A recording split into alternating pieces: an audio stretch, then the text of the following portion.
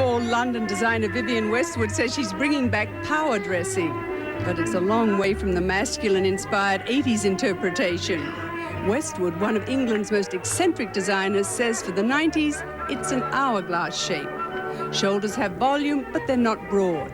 I think that this show is probably the best show I've ever done. I think it is.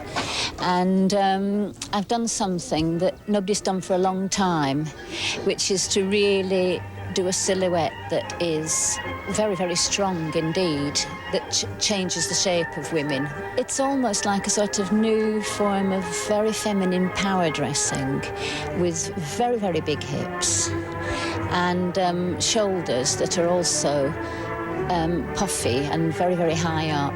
And I don't know, the silhouette is just, I don't know, so strong but very, very light, and it's got long legs. And what fabrics have you used for these suits, this power dressing? They're very, very light, very subtle. There's a lot of black and white, but yet it's not black and white because somehow it's just so light and it's a bit greyish or a bit creamy-ish or whatever. And then it's got very, very subtle colours like dirty, dirty lilacs and mixed with cream. And I've worked with Liberty on the prints. It's the first time that I've ever not designed my own prints. And there's a lot of prints in it there from the Liberty archives, which we've done again, which are really great. How old?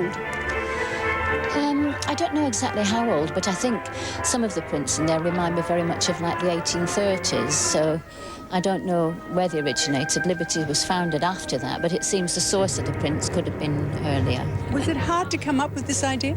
I got interested in couture, 20th century couture, about 2 or 3 years ago. Before that, I'd concentrated more on historical costumes.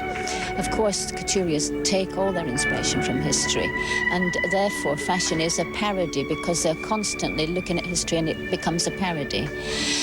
You never do copy something exactly. You're trying to copy it, but somehow you can't.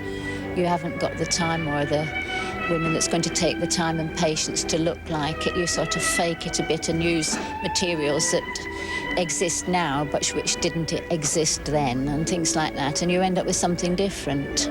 The inspiration is there. Yeah, and I realise now, having done my clothes, that the originals must have been really quite an awful lot of foundation in there to give the shape that they had. I'd never realised how much foundation there must have been there with those bottoms that really stuck out.